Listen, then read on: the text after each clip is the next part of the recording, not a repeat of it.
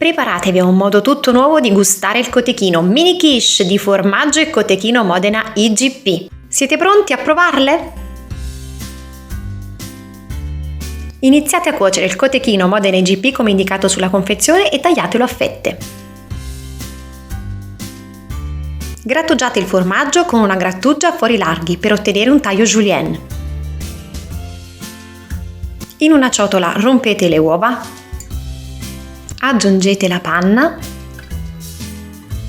regolate di sale, pepe e noce moscata grattugiata. Mescolate tutto e tenete da parte. Aprite il rotolo di pasta sfoglia e da questo ricavate dei dischi. Con ogni disco rivestite degli stampini per piccole quiche e bucherellate le basi con i rebbi di una forchetta. Farcite con formaggio, cotechino e ricoprite con il battuto d'uovo. Infornate in forno statico preriscaldato a 180 gradi per 30 minuti ed ecco qui! Le mini quiche sono pronte per essere portate in tavola.